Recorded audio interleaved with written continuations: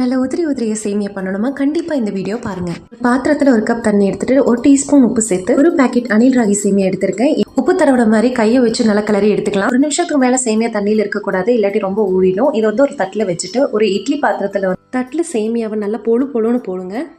அமுங்கின மாதிரி போட்டால் சேமியா ஒன்னோட ஒன்று ஒட்டிடும். அதுக்காக தான் லிட்டு போட்டு மூடினதுக்கு அப்புறமே நீங்கள் ஃப்ளேம் ஆன் பண்ண போதும். ஹை ஃப்ளேமில் 5 மினிட்ஸ் மட்டும் வச்சா போதும். ஒரு பெரிய சைஸ் பெரிய வெங்காயம், பச்சை மிளகா, அப்புறம் கேரட் பீன்ஸ் இருந்துச்சு என்கிட்ட, அதையும் சேர்த்து நான் கட் பண்ணி எடுத்துக்கிறேன். கூடவே துருவன தேங்காய் இருக்குது. சேமியா வந்துருச்சு, உங்களுக்கு எடுத்து காட்டுறேன் பாருங்கள். நல்லா வெந்துருச்சு. இதை தாளிச்சிடலாம். அதுக்காக ஒரு கடாயில் கொஞ்சமாக எண்ணெய் ஊற்றி கடுகு, கடலைப்பருப்பு, கருவேப்பிலை இதை போட்டுட்டு கூடவே வெஜிடபிள்ஸுக்கு தேவையான நீங்கள் உப்பும் சேர்த்துட்டு மொத்தமாக இது எல்லாத்தையும் கிளறி விட்டுருங்க. எண்ணெயிலே வெஜிடபிள்ஸ் எல்லாம் வெந்துடும். அதுக்காக தண்ணி ஊற்ற தேவையில்லை. இப்போ வேக வச்ச சேமியாவும் இது கூட சேர்த்து கலர்லாம் நல்லா கிளறி விட்டுருங்க.